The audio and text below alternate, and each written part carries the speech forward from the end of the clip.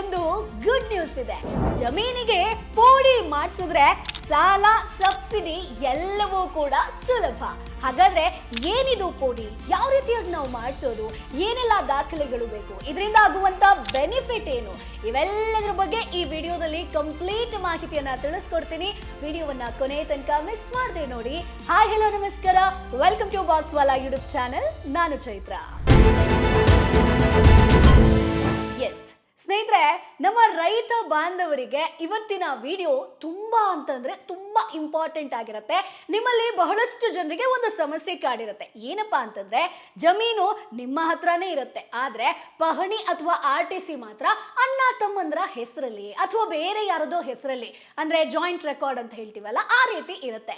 ಸಾಮಾನ್ಯವಾಗಿ ಒಂದೇ ಪಹಣಿಯಲ್ಲಿ ಹಲವರ ಹೆಸರು ಇತ್ತು ಅಂತಂದ್ರೆ ರೈತರಿಗೆ ಸಾಕಷ್ಟು ಸಮಸ್ಯೆಗಳು ಎದುರಾಗುತ್ತೆ. ಅಂದ್ರೆ ಬ್ಯಾಂಕ್ಗಳಲ್ಲಿ ನೀವು ಬೆಳೆ ಸಾಲ ಕೇಳೋದಕ್ಕೆ ಹೋದ್ರೆ ಕೊಡಲ್ಲ, ಸರ್ಕಾರದ ಸಬ್ಸಿಡಿ ಆಗಿರ್ಬೋದು, ಬೆಳೆ ವಿಮೆ ಸೌಲಭ್ಯ ಪಡೆಯೋದಕ್ಕೆ ಸಿಕ್ಕಾಪಟ್ಟೆ ತೊಂದರೆ ಆಗುತ್ತೆ. ಅಷ್ಟೇ ಯಾಕೆ, ಜಮೀನ್ ಮಾರಾಟ ಮಾಡಬೇಕು ಅಂದಾಗ್ಲೂ ಕೂಡ ಕಷ್ಟ ಆಗುತ್ತೆ.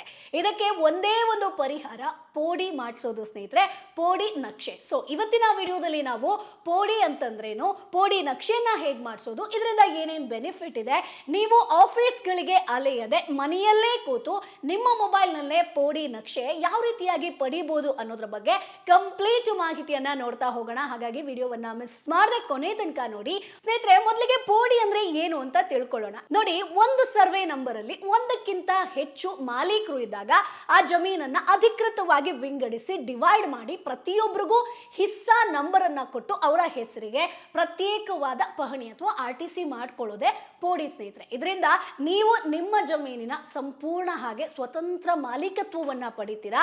ಪೋಡಿ ಮಾಡಿಸಿದ್ರೆ ಮಾತ್ರ ಬ್ಯಾಂಕ್ಗಳಲ್ಲಿ ಬೆಳೆ ಸಾಲ ಸಿಗುತ್ತೆ, ಸರ್ಕಾರದ ಸಬ್ಸಿಡಿ, ಬೆಳೆ ವಿಮೆ ಸೌಲಭ್ಯವನ್ನ ಪಡೆಯೋದಕ್ಕೆ ಈಸಿ ಆಗುತ್ತೆ. ಒಂದು ವೇಳೆ ನೀವು ಜಮೀನು ಸೇಲ್ ಮಾಡಬೇಕು ಅಂತಂದ್ರೂ ಕೂಡ ಇಲ್ಲೂ ಕೂಡ ನಿಮ್ಗೆ ಅದು ಸುಲಭದಲ್ಲಿ ಆಗಿ ಹೋಗುತ್ತೆ. ಅಂದಹಾಗೆ ಸ್ನೇಹಿತರೆ, ಮೊದಲನೇದಾಗಿ ನೀವು ಅರ್ಥ ಮಾಡ್ಕೊಳ್ಬೇಕಾಗಿರೋದು, ಪೋಡಿಯಲ್ಲಿ ಮುಖ್ಯವಾಗಿ 4 ವಿಧ ಇದೆ ಸ್ನೇಹಿತರೆ. ಅದನ್ನ ಈಸಿಯಾಗಿ ನಿಮ್ಗೆ ಎಕ್ಸ್ಪ್ಲೈನ್ ಮಾಡ್ತೀನಿ. ಮೊದಲನೇದಾಗಿ ತತ್ಕಾಲ್ ಪೋಡಿ ಅಂತ ಕರಿತೀವಿ. ಒಂದೇ ಸರ್ವೆ ನಂಬರ್ ನಲ್ಲಿ ತುಂಬಾ ಜನರ ಹೆಸರಿದ್ದಾಗ ಅದನ್ನ ಡಿವೈಡ್ ಮಾಡಿ ಪ್ರತಿಯೊಬ್ಬರಿಗೂ ಪ್ರತ್ಯೇಕ ಪಹಣಿಯನ್ನ ಮಾಡ್ಕೊಳ್ಳುವಂಥದ್ದು ಸ್ನೇಹಿತರೆ. ಒಂದು ಎಕ್ಸಾಂಪಲ್ ಅನ್ನ ಕೊಡ್ತೀನಿ. 5 ಜನ ಅಣ್ಣ ತಮ್ಮಂದ್ರ ಹೆಸರು ಒಂದೇ ಕಾಗದದಲ್ಲಿದ್ರೆ ಅದನ್ನ ಸಪರೇಟ್ ಮಾಡಿ 5 ಜನಕ್ಕೂ ಬೇರೆ ಬೇರೆ ಹಿಸ್ಸಾ ನಂಬರ್ ಅನ್ನ ಕೊಟ್ಟು ಅವರವರ ಹೆಸರಿಗೆ ಬಿಡಿ ಬಿಡಿಯಾಗಿ ಪಹಣಿಯನ್ನ ಮಾಡಿಸೋದಕ್ಕೆ ತತ್ಕಾಲ್ ಪೋಡಿ ಅಂತ ಕರಿತೀವಿ. ಇದು ಮೊದಲನೇ ವಿಧ ಬರುತ್ತೆ. ಇನ್ನು ಎರಡನೇದಾಗಿ ಸ್ನೇಹಿತರೆ, ದರ್ಖಾಸ್ತ್ ಪೋಡಿ ಅಂತ ಕರಿತೀವಿ. ಅಂದ್ರೆ ಸರ್ಕಾರ ಬಡವರಿಗೆ ಅಥವಾ ಜಮೀನು ಇಲ್ಲದವರಿಗೆ ಸಾಗುವಳಿ ಮಾಡ್ಲಿ ಅಂತ ಹೇಳ್ಕೊಂಡು ಜಮೀನನ್ನ ಮಂಜೂರು ಮಾಡಿಕೊಡುತ್ತಲ್ವಾ, ಅದೇ ಆ ಒಂದು ಜಮೀನನ್ನ ಅಸಲಿ ಸರ್ವೆ ನಂಬರ್ ನಿಂದ ಸಪರೇಟ್ ಮಾಡಿ ಹೊಸ ನಂಬರ್ ಅಥವಾ ಹೊಸ ಪಹಣಿಯನ್ನ ಮಾಡಿಕೊಳ್ಳುವಂತ ಒಂದು ಪ್ರಕ್ರಿಯೆ ಸ್ನೇಹಿತರೆ. ಇದು ನಿಮಗೆ ಮೇನ್ ಆಗಿ ಸರ್ಕಾರದ ಮಂಜೂರಾತಿ ಆರ್ಡರ್ ಬಂದ ಮೇಲೆನೆ ಈ ಒಂದು ಕೆಲಸ ನಡೆಯುತ್ತೆ. ಸರ್ಕಾರದ ಒಂದು ಪರ್ಮಿಷನ್ ಆಗಬೇಕಾಗತ್ತೆ.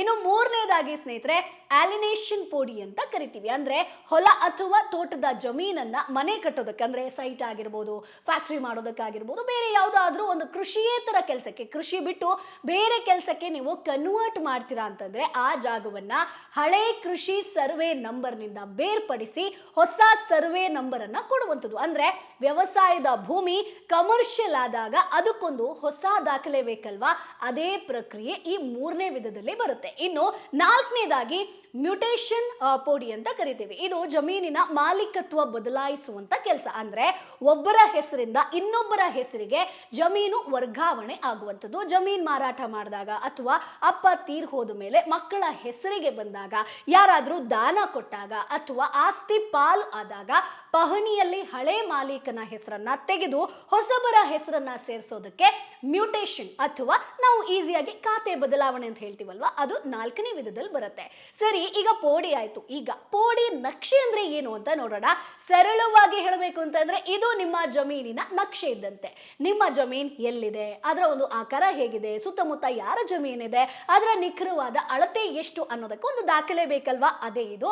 ಇದು ಯಾಕಷ್ಟು ಇಂಪಾರ್ಟೆಂಟ್ ಅಂತ ನೋಡೋದಾದ್ರೆ, ನೀವು ಜಮೀನನ್ನ ಕೊಳ್ಳುವಾಗ ಅಥವಾ ಮಾರುವಾಗ ಕಾಗದದಲ್ಲಿರುವಂತ ಅಳತೆಗೂ ಭೂಮಿ ಮೇಲಿರುವಂತ ಅಳತೆಗೂ ಸರಿ ಇದೆಯಾ ಅನ್ನುವಂಥದ್ದನ್ನ ಚೆಕ್ ಮಾಡೋದಕ್ಕೊಂದು ನಕ್ಷೆ ಬೇಕೇ ಬೇಕಲ್ವಾ. ಅಲ್ವಾ?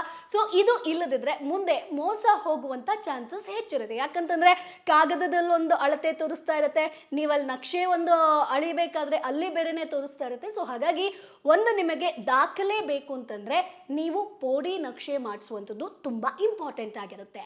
ಈಗ ಸ್ನೇಹಿತರೆ, ನಿಮ್ಮ ಜಮೀನಿನ ಮೇಲೆ ನೀವು ಬ್ಯಾಂಕ್ ಸಾಲ ತಗೋಬೇಕು ಅಂತ ಅನ್ಕೊಳ್ಳಿ. ಆಗ ಬ್ಯಾಂಕ್ನವರು ಮೊದಲು ಕೇಳೋದೇನು ಹೇಳಿ, ಪೋಡಿ ನಕ್ಷೆ ಎಲ್ಲಿದೆ ಅಂತ ಹೇಳ್ಕೊಂಡು. ಸೊ ಜಮೀನು ಅಧಿಕೃತವಾಗಿ ವಿಭಾಗ ಆಗಿದ್ಯಾ ಅಂತ ಅವರು ಇದರಿಂದಲೇ ನಿಮಗೆ ಖಚಿತಪಡಿಸ್ಕೊಳ್ಳುವಂಥದ್ದು ಅದೇ ನಕ್ಷೆಯಿಂದ.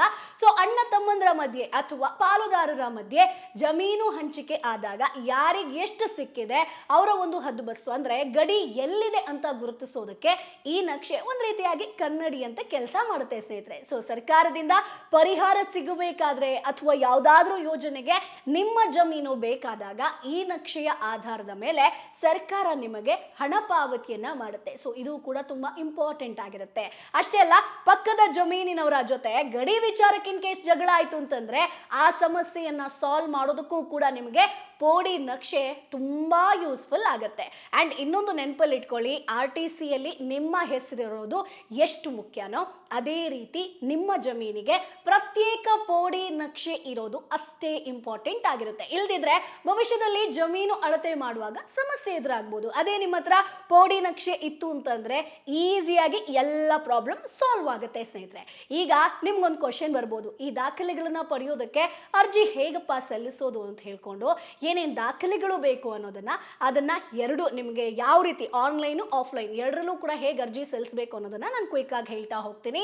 ಆನ್ಲೈನ್ ಮೂಲಕ ಅಂತಂದ್ರೆ ನೀವು ಕರ್ನಾಟಕ ಸರ್ಕಾರದ ಮೋಜಣಿ ಅನ್ನುವಂತ ವೆಬ್ಸೈಟ್ ಮೂಲಕ ನೀವು ನೇರವಾಗಿ ಅಥವಾ ಸೈಬರ್ ಸೆಂಟರ್ಗೆ ಹೋಗಿ ನೀವು ಅಲ್ಲೂ ಕೂಡ ಅರ್ಜಿ ಸಲ್ಲಿಸಬಹುದು ಸ್ನೇಹಿತರೆ. ಅದೇ ಆಫ್ಲೈನ್ ಮೂಲಕ ನೀವು ಅರ್ಜಿ ಸಲ್ಲಿಸ್ತೀರಾ ಅಂತಂದ್ರೆ ನಿಮ್ಮ ತಾಲೂಕು ಇದೆಯಲ್ವಾ, ಸೊ ತಾಲೂಕಿನ ನಾಡ ಕಚೇರಿಗೆ ನೀವು ಭೇಟಿ ಕೊಡಬೇಕು. ಸೊ ಅರ್ಜಿ ಸಲ್ಲಿಸೋ ಮೊದಲು ಈ ದಾಖಲೆಗಳನ್ನ ನೀವು ಹಿಡ್ಕೊಂಡಿರ್ಬೇಕು. ಅಂದ್ರೆ ಪ್ರಸ್ತುತ RTC ಬೇಕು, ಪಹಣಿ ಬೇಕು, ಮ್ಯೂಟೇಷನ್ ಪ್ರತಿ ಬೇಕು, ಜಮೀನು ನಿಮ್ಮ ಹೆಸರಿಗೆ ಬಂದಿರೋ ಬಗ್ಗೆ ಅಧಿಕೃತ ಆದೇಶ ಇರುವಂತದ್ದು ಬೇಕಾಗತ್ತೆ ಸ್ನೇಹಿತರೆ. ಅಷ್ಟೇ ಅಲ್ಲ, ಆಧಾರ್ ಕಾರ್ಡ್, ಮಾಲೀಕನ ಗುರುತಿನ ಚೀಟಿ ಬೇಕು. ಅಷ್ಟೇ ಅಲ್ಲ, ವಂಶವೃಕ್ಷ ಬೇಕಾಗತ್ತೆ. ಒಂದು ವೇಳೆ ನೀವು ಪೌತಿ ಆಧಾರದ ಮೇಲೆ ಪೋಡಿ ಆಗಬೇಕು ಅಂತಂದ್ರೆ ಇದು ಕೂಡ ಬೇಕಾಗತ್ತೆ. ಇನ್ನು ಕ್ರಯ ಪತ್ರ ಬೇಕಾಗತ್ತೆ, ಜಮೀನು ಖರೀದಿಸಿದ್ರೆ ಅದರ ಒಂದು ನೋಂದಾಯಿತ ಪತ್ರ. ಇಷ್ಟೂ ದಾಖಲೆಗಳು ನಿಮ್ಮ ಕೈಯಲ್ಲಿ ಇರಬೇಕಾಗತ್ತೆ.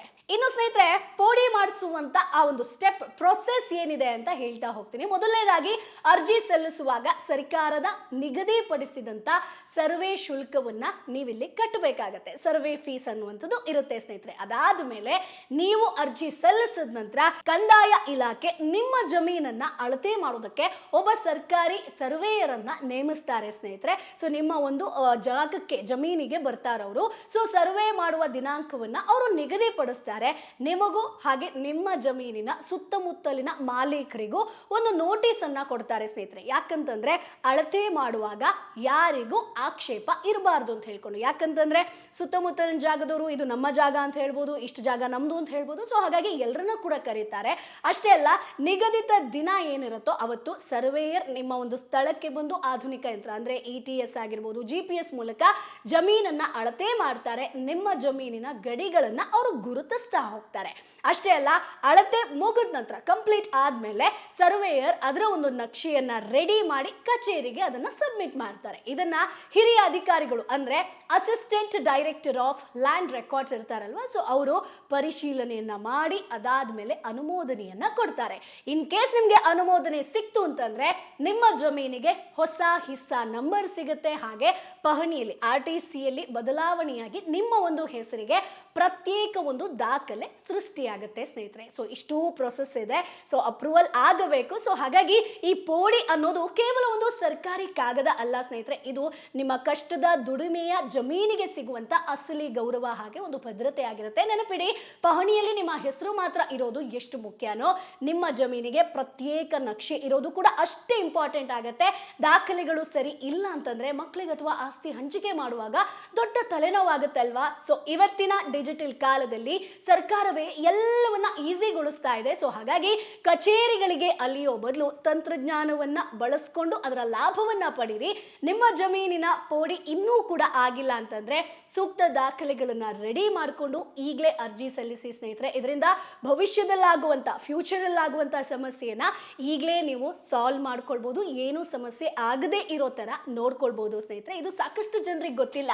ಪೋಡಿ ಅಂತಂದ್ರೆ ಏನಪ್ಪ, ಅದನ್ನ ಹೇಗೆ ಮಾಡಿಸೋದು, ದೊಡ್ಡ ಡಾಕ್ಯುಮೆಂಟ್ಸ್ ಬೇಕು, ಪ್ರೊಸೆಸ್ ಜಾಸ್ತಿ ಇರುತ್ತೆ ಅಂತ ಹೇಳ್ಕೊಂಡು ಏನು ಇಲ್ಲ, ಸಿಂಪಲ್ ಆಗಿರುತ್ತೆ ಸ್ನೇಹಿತರೆ. ಸೊ ಈಗ ಒಂದು ದಿನದಲ್ಲಿ ನೀವು ಈ ಒಂದು ಪೋಡಿಗೆ ಅರ್ಜಿ ಸಲ್ಲಿಸಿದ್ರಿ ಅಂತ ಹೇಳಿದ್ರೆ ಮುಂದಿನ ದಿನದಲ್ಲಿ ಅದು ಇನ್ನಷ್ಟು ಈಸಿ ಆಗುತ್ತೆ. ಸೊ ಹಾಗಾಗಿ ಈ ವಿಡಿಯೋನ ಒಂದಷ್ಟು ಜನರಿಗೆ ಶೇರ್ ಮಾಡಿ, ರೈತರಿಗಾಗಿರ್ಬೋದು ಅಥವಾ ನಿಮ್ಮ ತಂದೆ ತಾಯಿ ಆಗಿರ್ಬೋದು, ಯಾರಿಗೆ ಜಮೀನು ಇದೆಯೋ ಸೊ ಅವರಿಗೆ ಈ ವಿಡಿಯೋನ ಶೇರ್ ಮಾಡೋದನ್ನ ಮರಿಬೇಡಿ. ಪೋಡಿ ಮಾಡಿಸೋದು ಎಷ್ಟು ಇಂಪಾರ್ಟೆಂಟು, ಪೋಡಿ ನಕ್ಷೆ ಮಾಡಿಸೋದು ಕೂಡ ಅಷ್ಟೇ ಇಂಪಾರ್ಟೆಂಟ್ ಆಗುತ್ತೆ. ಸೊ ಹಾಗಾಗಿ ಈ ವಿಡಿಯೋ ನಿಮಗೆ ಯೂಸ್ಫುಲ್ ಆಗಿರುತ್ತೆ ಅಂತ ಅನ್ಕೊಳ್ತೀನಿ. ಏನೇ ಡೌಟ್ ಇದ್ರೂ ಕೂಡ ನೀವು ಕಮೆಂಟ್ ಬಾಕ್ಸ್ ಅಲ್ಲಿ ತಪ್ಪದೇ ಕೇಳ್ಬೋದು. ಮುಂದಿನ ವಿಡಿಯೋದಲ್ಲಿ ಮತ್ತಷ್ಟು ಮಾಹಿತಿ ಜೊತೆ ನಾನು ನಿಮ್ಮ ಮುಂದೆ ಹಾಜರಿರ್ತೀನಿ. ಅಲ್ಲಿವರೆಗೂ ಬಾಯ್ ಬಾಯ್. ಬಾಸ್ ವಾಲಾ, ಬಿ ದ ಬಾಸ್.